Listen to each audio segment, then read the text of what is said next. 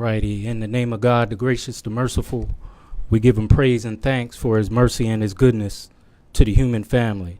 If all the trees upon the earth were pens to write with, and if all the oceans were ink, and then another 7 oceans add to its supply, the writing would still not be enough to explain the glory of God, for he's the exalted, all-powerful, all-wise. We confide in no other in our time of need, and we praise no other in our good fortune. He is one.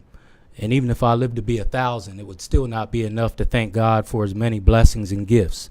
We thank God for the Metu Neter, oracle scriptures and writings that came on the continent of Africa thousands of years before any organized religion.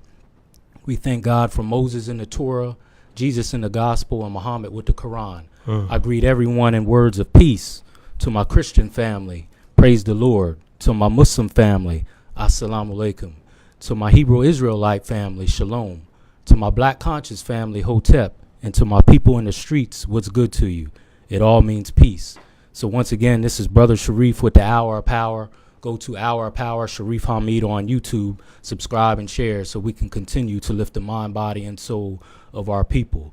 Before we get into this much anticipated interview entitled The African and Latino Connection, Teaching Us Our True History, just a few community announcements.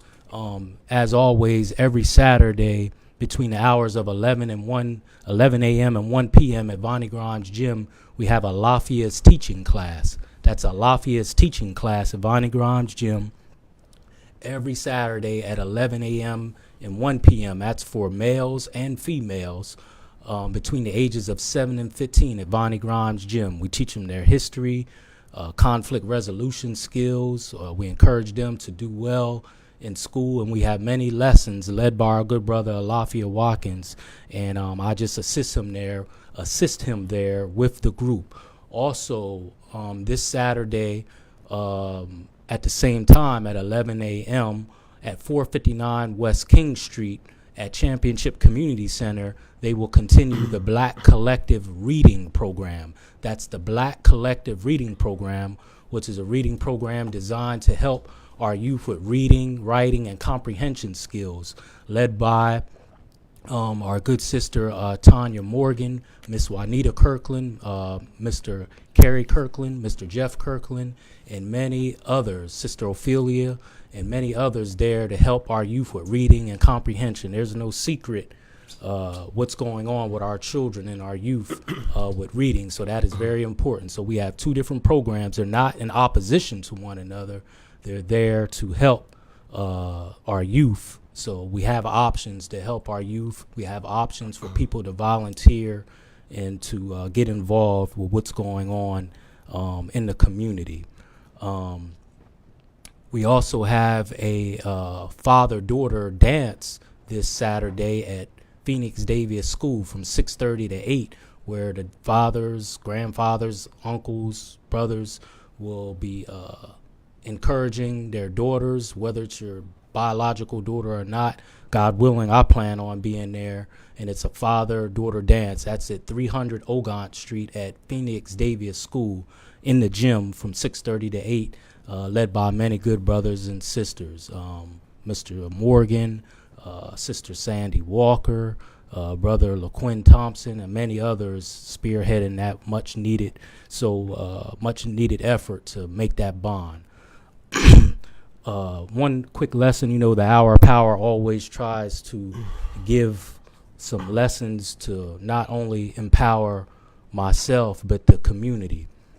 And then we'll talk with our wonderful brother here, Brother Jason. This quick parable, it's about 2 minutes, but I think it's much needed. It's about forgiveness and redemption. Forgiveness and redemption. There was once a man, he was in a ditch, mentally and physically. He was in a ditch. So mentally and physically, he was in a ditch. He had did some things in his life that he had regretted, that he was sorry for, but he wanted forgiveness. So mentally he was down, but physically he was literally in a deep, deep ditch. And he reached out to the Most High. He said, God, help me. My transgressions, I've done wrong, but I want to do better. But I'm really up against it right now. I'm in this ditch and I don't know how I'm going to get out. So God said, trust in me. I'll show you the way, but just trust in me and listen to me and I'll show you the way. So he started literally calling out, asking someone to help him. So he heard some people at the top of the ditch and he said, help me. I need help. I need to get out of here. The people at the top, he couldn't see them, but they could see him. They shined a light because he was really far down in there. They shined a light and they said, oh, it's you. You done this, you done that. They started running down all his sins, his transgressions and faults. And he sat there and listened to him. He said, are you going to help me or not? Or are you going to keep casting stones upon me? And they just kept running down what he did and didn't do in life. And he said, are you going to help me or not? And next thing he knew, the stones started coming, literally. They started throwing stones at him, saying, you did this in the past. We're not going to help you. And then he reached out to the Most High again and said, I mean, what am I supposed to do with this? I'm in this ditch, and the people who I thought was going to help me, not only are they ridiculing me for what I've done, now they're literally throwing stones at me. This is painful physically and spiritually. God said, son, just hang in there. I'm going to show you the way. Just be patient. So they kept throwing the stones, and he was hurting because they're throwing the stones, and spiritually he was hurting. Before he knew it, he was about to throw in the towel. He said, I can't do this no more. This is it for me. They keep throwing the stones. And God said, son, look up, look up. They had threw so many stones at this man because of his faults. They threw so many stones in the ditch that they actually filled up the ditch with the stones where he could get up and walk right out of the ditch. That's how many stones he threw at him. God said, look up. He said, I have saved you. Look up. Man, he brushed off his clothes from all the stones, and he said, I thank you for what you've done. Talking to the people. He said, you got me right on out of this. And he walked away.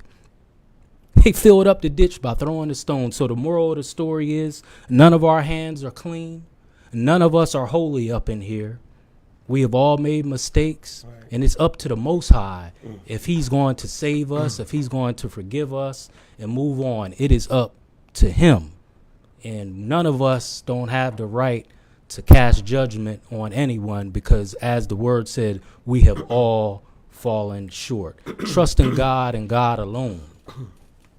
Trust in God and God alone, and he will see you through. Now, with no further ado, my wonderful brother, Jason, can you introduce yourself to us, brother? Thank you for having me, man. My name's Jason Natale. For short is J-Nat, Jaynat. You know, I basically been in York for a long time. My mom moved us out here from the Bronx, and Okay. you know, I've been in YC for like probably over 25 years now, and have a family and everything. Went to the school since elementary.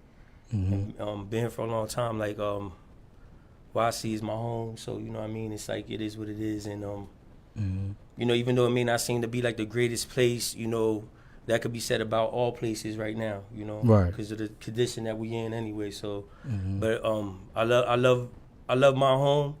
My family's out here. We're kind of thick out here, and you know, so this is where I'm from, and I really don't want to be away from them. You know, I love my family, so this is where we at, and you know, I'm repping YC, man. Right. And before we get into the interview, the call-in number, if you have any encouraging words, any questions for our brother or myself, the call-in number is 717-846-5067. 717-846-5067. So you went to York High then, right? Yeah. When we first came out here, man, we was actually staying in the shelter on I think, what was that? Right there by Lincoln School. And you know, so I was going to Lincoln, and they actually had the trailers back then. So I was here since a young boy, man. I went to Devers, Lincoln, went to Hannah-Penn and Smith. So when I went to the high, I pretty much knew everybody, and you know, I was pretty much like I was, you know, from here. You know, I learned, you know, a lot since, you know, I was young, and just, you know, experienced everything out here as far as life, and had my children and everything out here. So Yeah. How'd you get along with was there any cultural barriers growing up going to York High? It wasn't really no cultural barriers. I didn't really feel like, I was kind of, used to,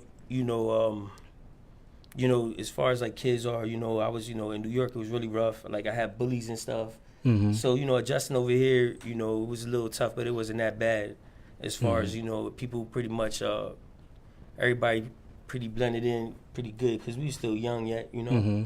So it wasn't really, I never really felt no real racial tensions or nothing like that. Right. Mm-hmm. And today, the reason I asked you that is, the topic is the Afro and Latino connection. Right.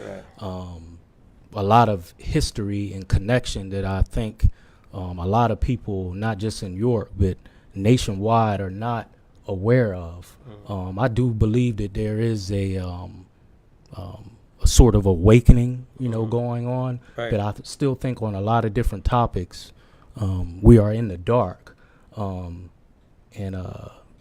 with the Hour of Power, we don't call this Black History Month. I'm aware of it, Right. of course, but we teach Black and Afro-Latino history year round. So Right. why would we shrink our great, rich culture and history to a month? Right. Just to say that Black History Month. So last time I checked, a month is like 28 or 31 days at the most. Mm-hmm. So words and phrases are powerful. So I'm saying that to say, what was your experience growing up? Is because your background is, would you consider yourself Latino? Yeah, I'm Puerto Rican, man. So how was that? And I know the Bronx is very diverse with Blacks and Latinos. So start out with that, and then tell us how that was moving here to York, positive or negative, because it's about education. Well, it was it was tough in New York. We had all kind of friends of all different ethnicities. So it was like, you had Egyptians, Arabians. I had Jamaican best friends, and I didn't really have anybody on my block, so to say, that as far as Anglo-Saxon or Caucasian, like we had like white teachers. You know what I mean? But you're talking about in New York. In New York, so my friends weren't really. I didn't have too many Caucasian friends. We had like a really diverse type of people, but Black and Puerto Rican really coincide close. And in New York,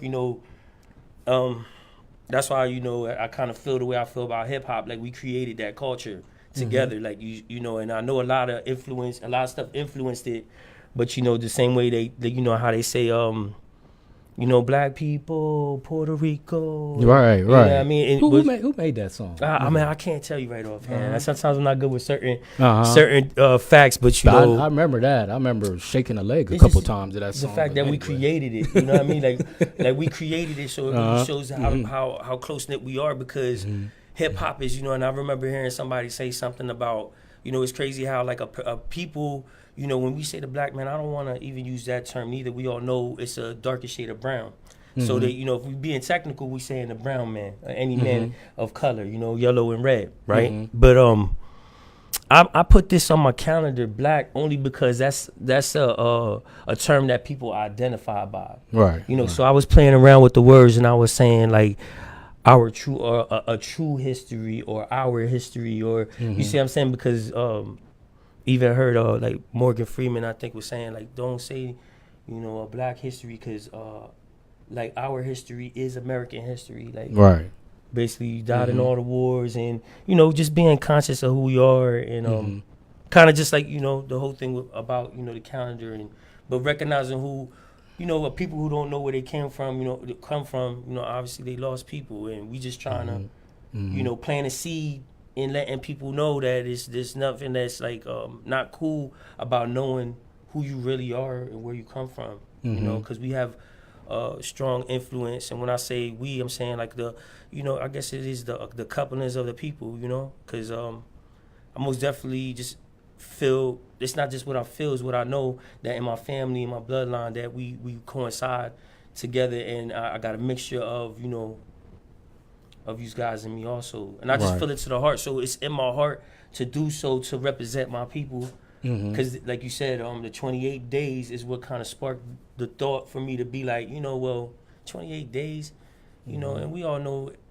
everything is significant. You know what I mean? You got 31 days, October, you got 30 days in another month, and then you got 28 days for Black History Month, you know? So it's like that born the whole thought for me to be like, you know, well, I'm going to bring it year round, you know? Our sister, Maria Chambers, you know Maria? Yeah. She said most of her Spanish friends know they come from African descent. Right. That's enlightening. Right.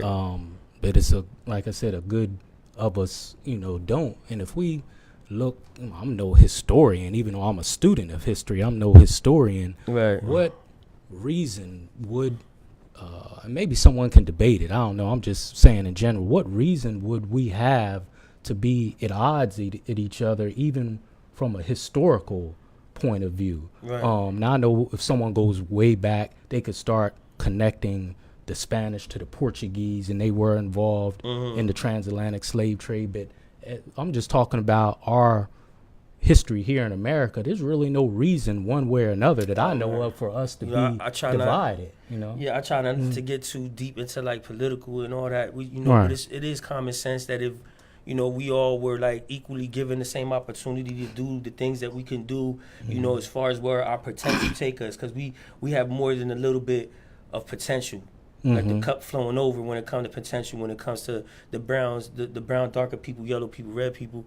You know, I got love for all people. And just because, you know, and you hear this saying a lot, like, you know, just because I may be pro-black or doesn't mean that I hate the other colors. It's just I'm for my people. I want to show love to, you know, if you see, I'm Puerto Rican, but if you see like all the intermarriages, you know what I mean, and within my family, you know, my sisters got, you know, babies to, you know, black men the same way they got babies to white men. And if anybody were, you know, just let me just put that out there, that if anybody were to have mistaken in any type of way, you know, to disrespect any of my people, I'm going to defend them all the same.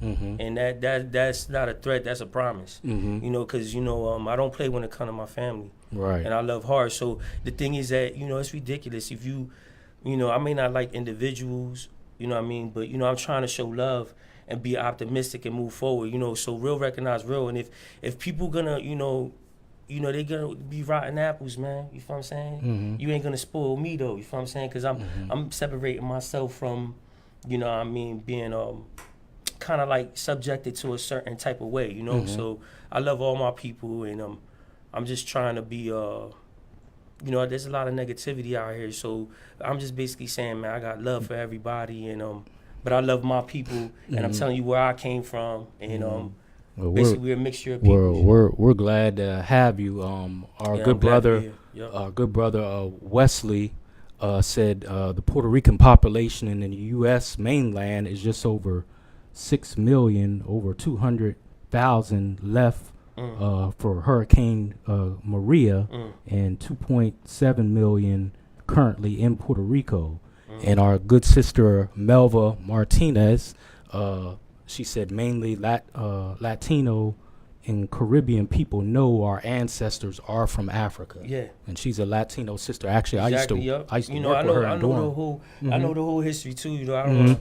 That's great though. That I'm glad that people are chiming in. You know what I mean? Yes, this is wonderful. It's because you know, it's like it's in our heart to be, you know, just, and if we don't, you know, one thing that really ticks me off, you know, because people define racism, and, you know, only they saying only the white man could be racist, and okay, however, it's like people make their own definitions.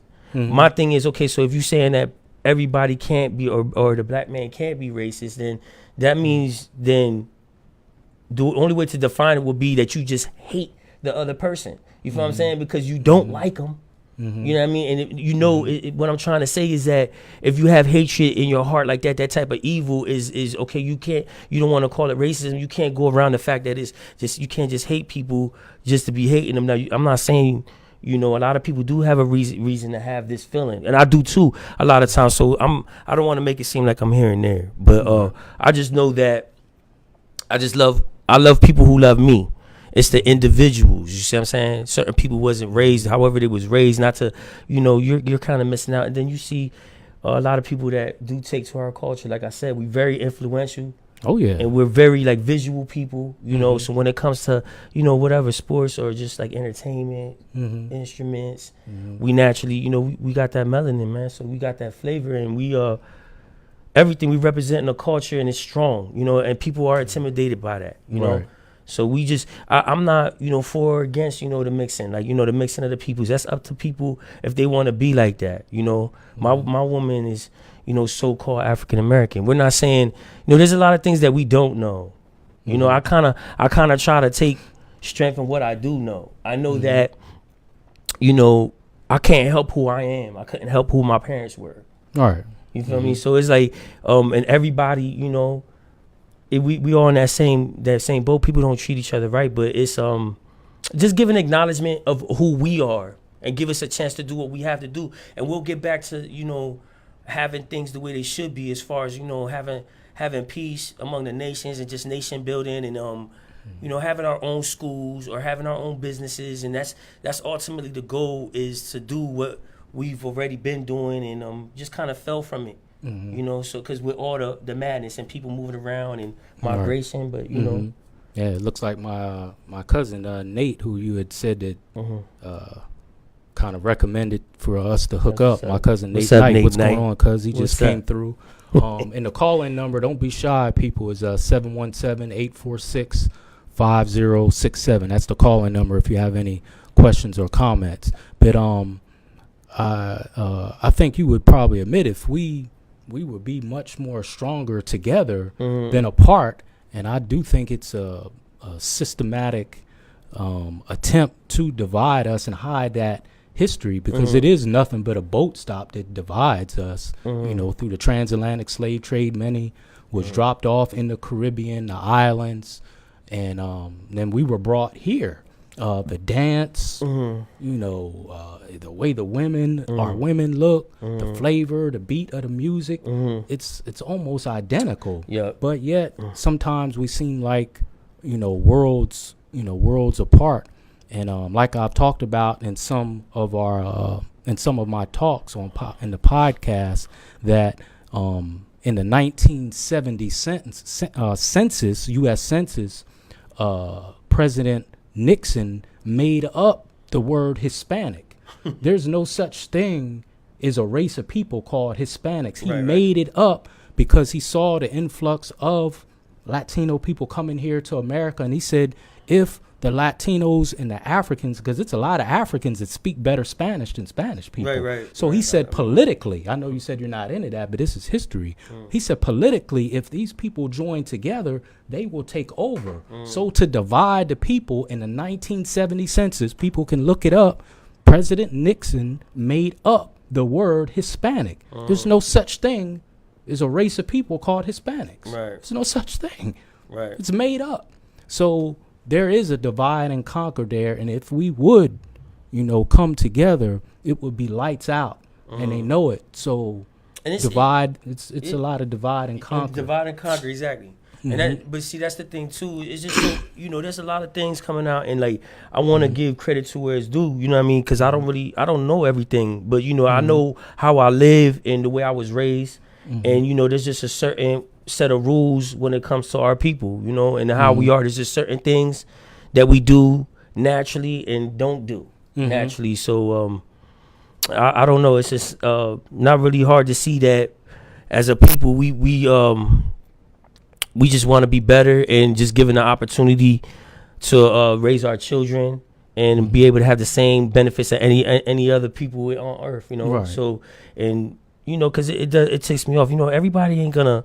You know, look, I come into doing anything that I do knowing that, you know, everybody's not going to like me. You know, I don't want to overdo it. But my thing is, I'm saying that, you know, not everybody's going to be, you know, my lady said, you know, Jay, everybody's not going to be in the front row clapping for you. Actually, so be very few. It's sincere. I'm accepting that, you know, but the unification of Latinos and, you know, the brothers, you know, African Americans, like, see, that's what you call yourself. But some people, you know, there's a lot of information coming out, and I don't know if you guys heard of Dane Calloway talking about the indigenous people, because you know, I you know, the Indians, because we come, as a Puerto Rican, we got Taino in us. We have, Yeah. And most definitely have a dark skinned man, the black man or whatever they had called him. They try to change the name of the black man many a times to confuse the people who they were also. Right. So just to have new knowledge, because it's not I don't want to act like I know everything, because I don't. And learning new things is what makes me feel good about not knowing. I'm not afraid to admit that I'm ignorant about some things in life. But when it comes to our people, like, I just want to do better, because some people, they'll even our own people, they'll self-sabotage you. Right. Like nobody, like these same people, just because you thought, like, man, like, that's like a lie of the devil. Like, you think, like, man, this brother right here look out for me, like just like me. Them same dudes, and that's one reason why sometimes we're not doing so well. It's because That's a big reason. a lot of times you gotta understand, it's not nothing against white men or nothing, but the white man helped the white man, and people always say that. If you haven't heard that, they help each other. But when it comes to us, it's almost like, oh, I'm better than you, and people don't nobody want to really unite, and then it kind of hurts me, because York is too small for that. Right. It's like, and most definitely I would never ask for a handout. Like, everything that I'm doing to, like, plant a seed to for our children, and for, like, even, like, young fathers or whoever. Like, a lot of people just even, like, don't know how to treat women. They don't know how to be, or they need to ask real questions about how to be a man to a woman. And I'm not saying I'm the greatest, but I'm an older man. So people don't recognize the elders, and that's the thing is, even when it comes to all the books, like the Torah or whatever, like you say, the Quran, all the books, like these came from, like, men of wisdom, and all they was doing really was trying to give you a roadmap. You feel what I'm saying? Like, look, these brothers made this mistake. Try to go this way, and people don't want to recognize that, and it's kind of crazy. But not everybody's gonna believe in the same thing. I'm just saying, for the betterment of our people, to recognize that we gonna treat and raise our kids, to be strong members of society. You feel what I'm saying? So it's like I'll be wanting to, like, just I couldn't do it on my own. So I'm just kind of, like, doing this with Sharif as a means to, like, basically reach out to the people in YC and just know that.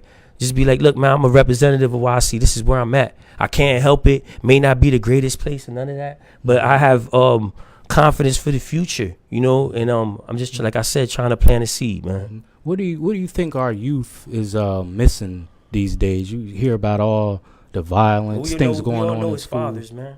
The fathers not being there, and then not even, like, because we got tough love, man, and the thing, my father wasn't around, but sometimes, like, people don't even have nobody, like, to look, like, as far as, like, as a man father figure, just somebody to talk to, what I mean? I think that's what a lot of people, or we're missing. Like, I think it's good that, like, Cindy Dawson opened up that school, and, that's great. That's some great things going on, but, like, we need more of that, and we just need people, I guess, really not just as far as, people that interact more with the children and be, like, intervening in certain moments while they growing, because that's that puberty thing going crazy with them, and they need more guidance. They're alone. What if a woman says, well, I got this, I don't need him? You think that's sufficient for a child to go through life and navigate through life? If a woman says, well, I got this, I'm raising. Well, I respect that too, because that was my mom. That's like displaying who my mom was.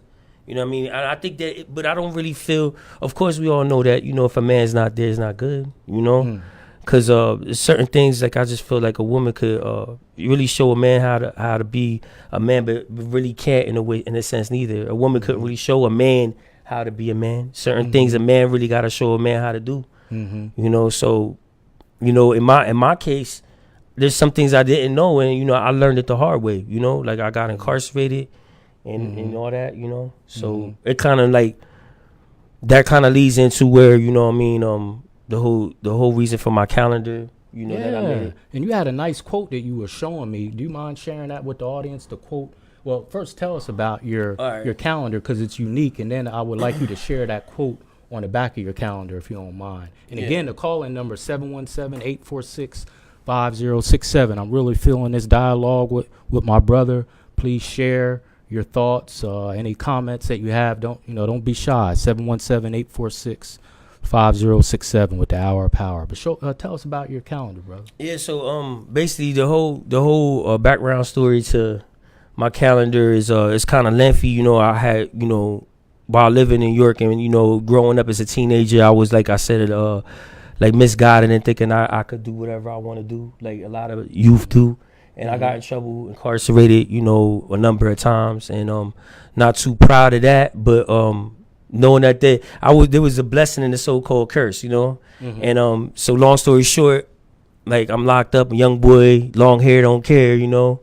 I'm in there, and they gave me a little card. The card looked like a business card, and it had all the months on there. So obviously I was breaking my eyeballs on the card, and I noticed that my name was in the months, you know. So how's that? Because, you know, you say every beginning letter starting from July through November, right? Oh, okay. July, August, September, October, November. And that spells out your name all the way through November. Right. Wow. So I kept this idea for a long time, man, and it was just like, you know, it's like I had to go through a dark moment. You know what I'm saying? And I did plenty of time. I put myself in that predicament, but I'm just so blessed to say that, like, I got I had the opportunity to call LegalZoom, and they did a worldwide search, and, you know, out of everybody in the world, like, nobody owned the idea. You know, I paid my little monies, and, like, I own that trademark now. So you know, I felt like, man, you know, because, you know, growing, like, I was always drew. I'm an artist, you know, real good with poetry, drawing, or drawing things I could look at. Show your calendar to the audience. Yeah. I don't know if they can see it from there. Yeah, they can see it. Put it right up to the camera. Oh, all right, let me see. Yeah, they can see it. Oh, you sure I get up? See it fine. Yeah, you think so? And the front, and that's the back or the front? This is the back part, and this is the front here. Yeah. But it's called Today's Yesterday's Tomorrow. I don't know if you ever heard that saying, but today is yesterday's tomorrow, and bridging the gap, Black History. So you can see, like, that's the Harrisburg Bridge. I took a picture there, you know, with the light shining through. Right. Called it Bridging the Gap, Black History 365. And you know, I just feel blessed with, you know, having the opportunity, and it's just, you know, living the culture. And like I said, it's really in my heart. I feel I've always been into that, like, you know, just recognizing who our people are. You know, I'm learning and studying a lot of things, you know, but I just feel good about being able to share our peoples. Is, you know, my first calendar coming out. You know, I just think that is very important because it should be year round. The history is you know, we can make you know, tomorrow something better too. So, you know, I have a number of different portraits. Every month is a different person, and I try to you know, pick different people that a lot of people don't know about. You know what I mean? So our brother Lawrence Hatfield, good brother of mine, he said he has one and he loves What's going on, Lawrence? Yeah, What's going on, brother? Yeah, he's listening in. It's a good that's a good brother, man. Yep. Oh, let me see who is that, brother Lawrence. The guy from church, was he in church, or was let me see, can I see him? That's how my man's right there. Yeah, just gonna show his name. That's probably my fishing partner, I think. Yeah, but he said he has one of the calendars. Can you read that quote for us? Oh yeah, the quote, right? So I basically took, you know, a bunch of different, you know, I brainstormed a whole bunch of different sayings with time, and I came up with this you know, these words on the back here. So I was gonna read that. I said, with knowledge our days are numbered. We will take advantage of every second from this moment on. It should be common knowledge that idle time is the workshop for the wicked. So my line of calendars are solely aimed as a tool to set realistic goals for a righteous people, forge legacies worth being remembered, document positive changes, and celebrate only the accomplishments that are worth being spoken of to our children, because time is of the essence while waiting for no one. It is the healer of all wounds, and I refuse to let it just pass me by. When time speaks, it says that it's not to be played with, not to be wasted, or ever taken for granted. There is a time and place for everything, and you never know what the future holds, but only time can tell. Great, wonderful. And how can people get those calendars? Well, if you email me, you can email me, or just, you know, message me, inbox me on Facebook. You know, and most definitely, if you ever see me, I'm never too busy or too proud of acting like, you know, I'm better than anybody. So you most definitely can shout at me. Right. You know, so and I think we have your email address going across the screen to share with the viewers. Yeah, most definitely. If you guys, you know, I just want to give a shout out to a lot of people who already, you supported me. Like my mom most definitely made sure she was one of my first supporters, and a lot of the barbershops, the barbershop down there on Pond Street, and there's a couple, You can name Felicia Holly. What's the my barbershop on Yuri. Pine Street? I forget the name of it. On It's the a corner of Pine and what is that? West Princess? Is that Princess? yeah, Pine and Princess. Yeah, I forget the name of it, but Nate did he did the logo for the people in there, and I feel good when my people is just because really it's not about it's just the support too, and I just want to give a shout out to everybody who did support me. I really do appreciate it, So how about your queen? You don't think she would mind us mentioning her, do you? Oh no, not really, no. Yeah. Give her a shout out. Oh yeah. Most definitely want to thank my lady for making all things possible. She really believes in me. Also, Lashaka folk, Shalon folk, and my future wife to be. She's most definitely in my heart already considered my wife since I've been with her. You know what I mean? But gave me my beautiful family, never had before, and it's just I'm highly favored. And I'm basically I have a lot of love in me, man, and I basically just don't want to a lot of strength in me too. I feel like an overwhelming sense of strength when it comes to like wanting to be around my people and building and doing positive things. So I'm thanking everybody, my family, and thank the Most High also for being here 2019. I know a lot of people have been passing, and ain't nothing's really. We're not promised tomorrow, and getting older and just trying to take care of myself and my family, I wanted to give your queen a special shout out, Sister Shaka, because like I told you off the air, right. She's one of the first people to give me the idea to even start the YouTube channel called The Hour of Power. She was watching to me about it. She told me, she was watching some of the message I was doing. I was still in North Carolina. At that time, and she said you should start a YouTube channel, and I didn't even know how YouTube worked, and I was like, I didn't really think about it. And another brother came to me and said, man, you should start a YouTube channel. So I took the energy that she gave, and him, my good brother Ty Prince down there in North Carolina, and but she was one of the first to even suggest it. So salute to her for believing in me and valuing what I do and the messages that we give, and here we are. We on our thing, man. We studying all the time, and just trying to be supportive of our people, just like, and everybody really, but really our people is like, looking to see, we're like, the needle in a haystack, man, so to say, dime a dozen, so I mean, you know what I mean. It's we trying to forge forward and do positive things, and a lot of people scared. They tell me they don't want to, but it kind of comes naturally with brothers like us. Calling in, okay. Yeah. Hour of Power. Yes. Hello? Who's Sharif? Yes, who's calling? What about your boy Echo, man? How you doing? Yes. What's up, Echo? Oh, how you doing, brother? Hey. What's good with you, man? Good. Good to hear from you. Good to hear from you. Some love, man, you know what I'm saying? Yeah.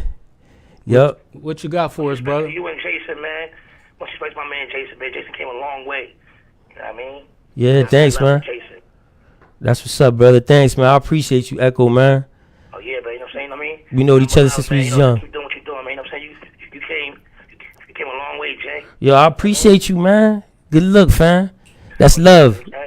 That's love. Number love, man. Yeah, we. Respect to the hour of power, you know what I'm saying? Word. Man. Yes, sir. Never stop doing what you're doing, Sharif, all right? All right. You put the people's on, man, you know what I'm saying? Much respect to everybody, yo. Yo, most definitely. Good luck, Echo, man. We appreciate that. Man. Word. I gotta get a calendar too, man. I gotta get a calendar from you, man. Yo, I appreciate you, man. I was gonna say, we was young boys, mad silly in the JTPA. When we was working, you know what I mean? Yeah, man, that's a fact, man. Like JTPA. we came a long way, Jay. You know People don't know. We came a long way. They don't know about that JTPA. I know that. They don't know about that, man. I mean, like Yeah. Putting in work way back then. Yes. That's over 20 way back. years, my dude. That we veterans, man. And like a lot of time, we just gotta be humble, fam. Cause look, I'm gonna say this, right? Let me say this. I like this saying, right? They say, those who don't those who humble themselves will be exalted, but those who exalt themselves will be humbled. Yes. You feel me, brother?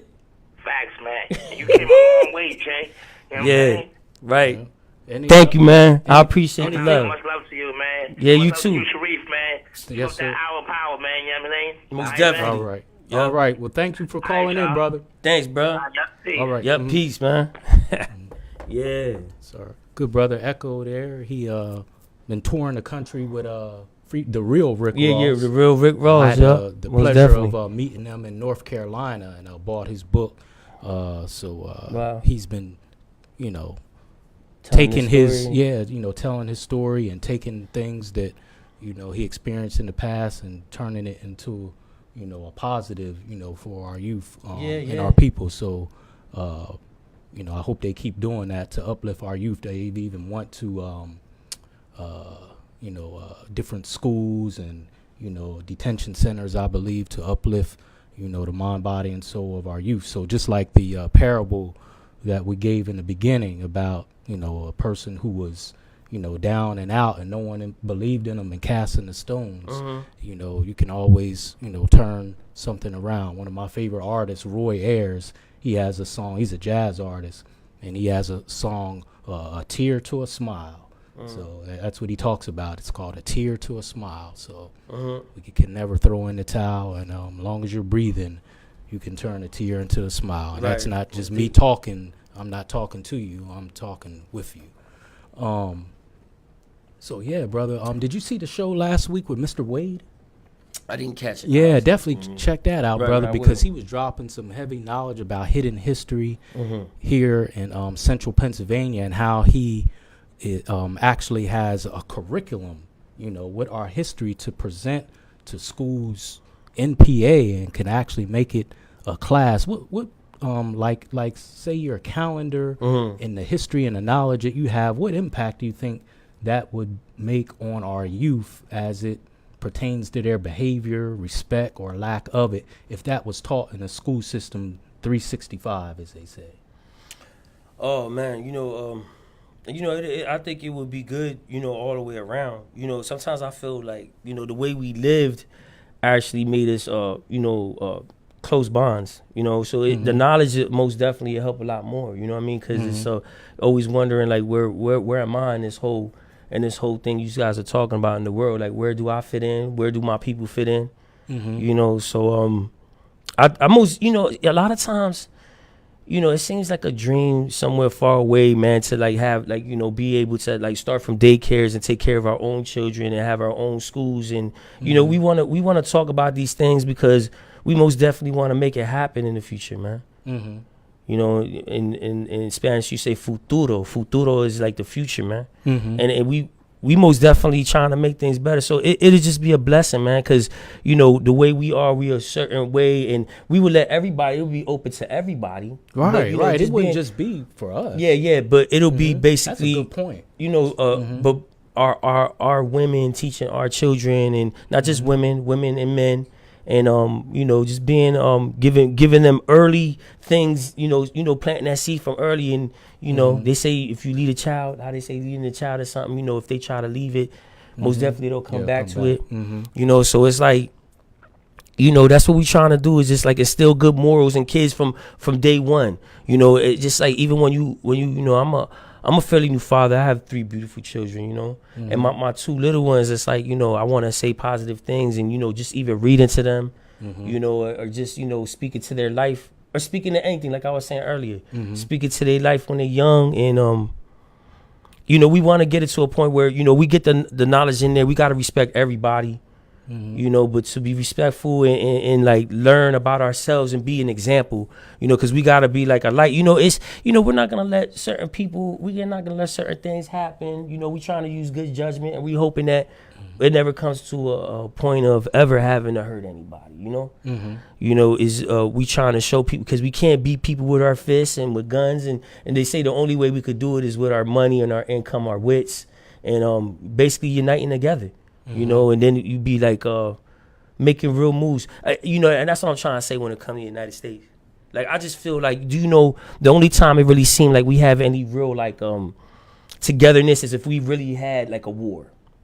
You see what I'm saying? That's when people are like, yeah, we all conform together. But if we all were treated equally, do you know how much easier it would just to be like, yo, if you mess with the United States, it's already like that. Even with all the like, you know, they're trying to make the race war and all, whatever they're doing, man. It's so we already have a thing where you can't mess with the U.S. What you know what I'm saying? So imagine if things were going the right way, how much more better it would be, period, for everybody. You see what I'm saying? Well, that's a good point, but that's what makes wars, at least the wars that America has been in, so unjust because no one's bothering us. Right. We're always in someone else's business. Right. If I would show the map of the invasion in the U.S. bases in other countries, it would light up like a Christmas tree. They actually have, I would have to go on my studies and look, but they actually have maps where they can show U.S. invasion, where they actually have military bases set up in other people's country. Other people's backyard, It's to take and drain them of their natural resources or whatever, you know, that they have, that they want. No one's bothering America. When has there ever been a war in American soil? We're always taking the war someone else and someone else's soil, and most of the time a country that can't beat us. They ain't bothering North Korea. They ain't bothering China because, like they say, it would be something. Okay, so what we're talking about is like wars with other people, but what, like, when we're talking about us as okay, so let me say just like the black man in the United States, you know, say the brown man, or whatever you may call yourself. Some people don't want to call themselves, you know, but people identify by it. So what I'm trying to say is that imagine if it were more love, like the real love, because you know we all know that the nation was built by you know, the black man. So you know, it's like to give the love that you guys already deserve. So, because if they're saying that you're indigenous or you came down here, or either way you put it, you know, just them becoming a mega power through the work of, you know, not paying people, you know. So, you know, it's kind of crazy, but I'll just be saying like, what if world, you know, but how can we make it amongst each other? Because like I'm saying, we just need to concentrate on uniting with each other and moving forward positively. And everything, you know, you could what I'm saying is you can network on the social medias and all that stuff all you want. Sometimes, you know, it would be nice if people were to meet in private also. You feel me? Like, and that's, it's hard to do if you don't have people getting together and really, you know, man, you know, because a lot of things could be talked about more in depth. Right. Like, you know what I'm saying? We can't talk the way we really want to talk, but you know, we both most definitely saying that it's not to be nothing that's militant or nothing crazy. It's about really building with our people. So it's like, because I ain't gonna lie, man, it rocks me and hurts me to my soul to see Puerto Rican people that don't like black people. And you know, even when I was younger, you know, I understood the language more than I spoke it back then, and I you know, I still don't speak as well as I should, but I'm way better now. And but the thing is, it hurts me to see Puerto Ricans that don't recognize, you know, the Afro Latinos. You know, Afro Latinos, or just even the fact that that you do have black in you. That's a problem. You know, because people don't even know what side they on, man. Like, you feel what I'm saying? So it's like, if you don't even know your enemy, man, people in the last days, it's just scary, the fact that people might just start going crazy, and then, you know, you don't even know who, they won't be organized, people will just be dying, you feel what I'm saying? So it's like, get on a realistic, righteous path, like, you feel what I'm saying? And that's what we're doing. We're not know who you are.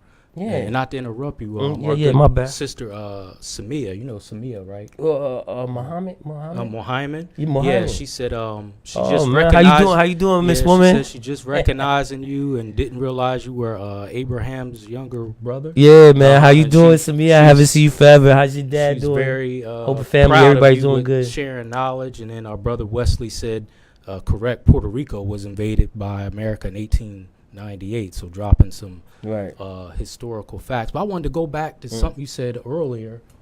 We got 10 minutes to go about if black history, so to speak, was made a curriculum in the school system.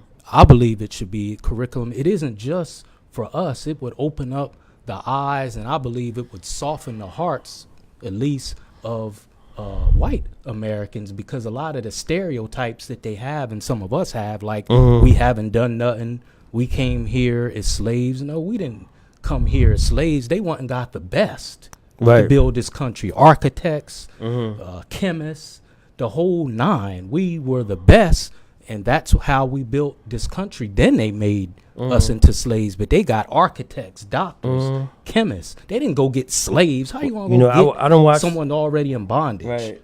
No, you got the best Right. to build this country. So I'm saying that to say that the point that you made was, if this was made into a curriculum, which I think it should, Oh, man, it'd be awesome. everyone You know what I would mean? benefit from it and squash a lot of the stereotypes that is in this country. So I'm glad that you made that point, that everyone would benefit, and it wouldn't just be for black people. It would be for everyone.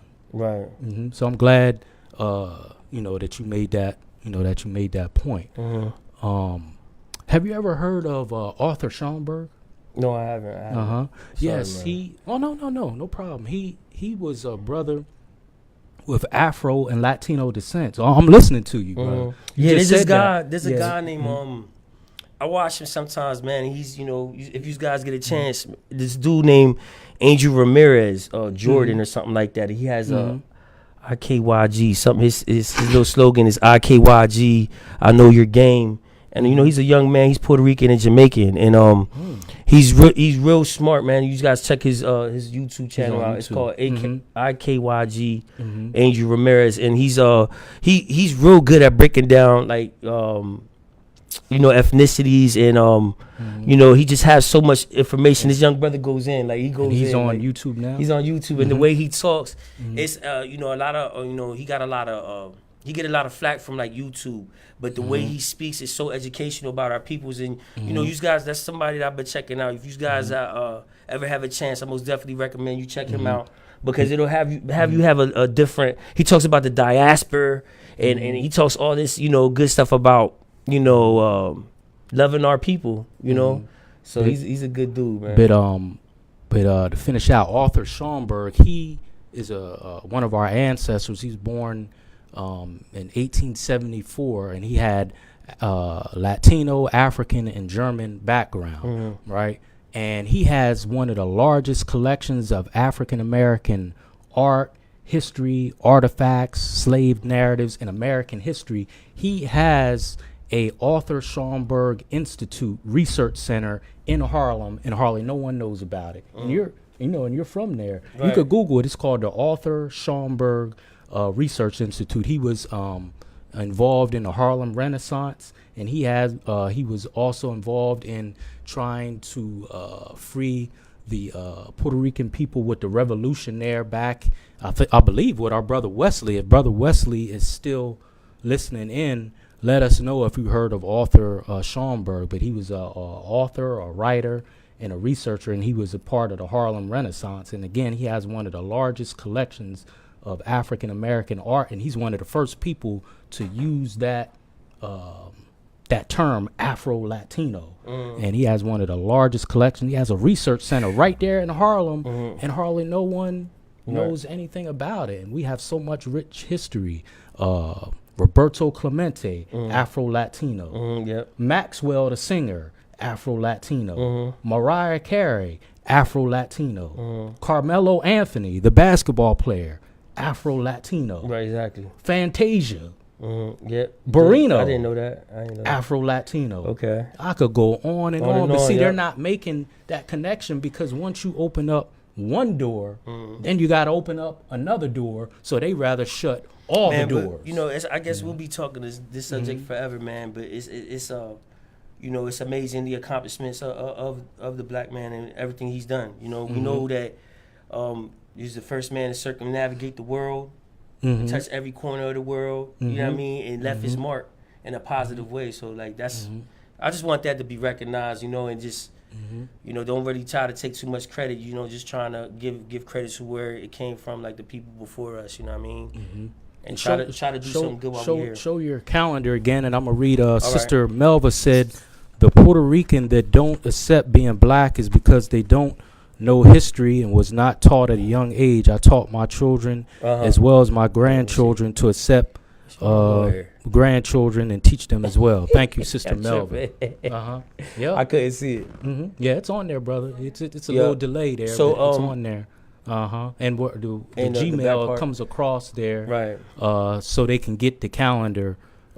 It's a little upsetting, you know. Like you see, even with even with the hate with Haiti, you know, and the Dominicans, you know, it's the story is you know, and the thing is, like, when I find out something new, you know, I can't take it like I had it forever, but I'm excited to get this information. So when I find out about, you know, the whole way Haiti, you know, went down, and you know, you just got that they was the first people to fight against their oppressors. And overthrow that island. And you know, even the reason why to this day United States will show no love to Haiti and the Dominicans, it's hurtful. It's like, you know, which world are you living in? Like, every one of you guys was touched and got black with you, and you got black blood in you. You see what I'm saying? You got like the original man in you. Let's just say that the original man, and you got afros, man. You Afro like Latins, and then they're a mixture of, you know. I heard, I don't know, but I heard that you could see the island lights from PR to Dominican Republic. I don't know how true that is. But the thing is, got a mixture of the same type of people, like the indigenous, not the indigenous, but the Taino Indians that lived on the island, you know, mixture of African and Spaniard. And I guess there was French. There was French down there in Haiti too, because, you know, they speak that patois. And, you know, so. Our brother Wesley said Arturo Alfonso Schomburg, he was born in Santurce, Puerto Rico. So that's Arthur Schomburg, who I was just talking about, has the research center. I gotta look him up there. And if y'all don't, for those who are getting enthused about it being Black History Month, which is nothing wrong with that, if you don't learn anything this month, definitely look up Arthur Schomburg and the Schomburg Institute there in Harlem, New York, which is up and running right now in Harlem, because he was one of the first to really bridge, you know, that gap, at least here in America. Again, he was very instrumental in the Harlem Renaissance, and he was very instrumental in bridging that gap between Latinos and Africans. Samia said our heritage is integrated into the education curriculum. Children will grow to respect their elders, and it will instill a pride in them that is definitely lacking. Pride They'll is be powerful, underrated attribute, and having it will allow these kids to hold themselves to a higher standard and understand their worth. Yes, thank you for that. Thank you for that, sis. Beautiful, so beautiful. About, 3 minutes. Any we got 3 minutes. Any closing words? We got your email coming across. How to get your calendar. Oh, I just want to say, if you had 1,000 youth in front of you right now, or just, you know, just our people in general related to the topic that we were talking about, what encouraging word would you give to them, particularly the youth? You know, I would just say, like, just, you know, hold your head high, be strong, you know, let's stick your chest out and just find out about who you are, you know, just love your people, and just, like, look for direction and guidance from people who really love you. You know, just know that somebody love you. You know what I mean? And whenever you need help, just try your best to do the best you can. You know, just try to read. I think, you know, of course, you know, the reading is fundamental. And just give respect and love to your elders, and try to learn as much as you can about where we come from and who we are as a people. It's gonna make you powerful and strong as you get older. You know, just try your best to do your studies and, you know, learn as much as you can. And just while you're young, be young and have fun, and just try your best to stay out of trouble. You know, right. That's what I would tell them. You know, 1,000 kids, most definitely. Right. You know what I mean? Right. Yeah. So this has really been refreshing. I can't thank you enough for taking time out your schedule to come on. For those listening, please share this message.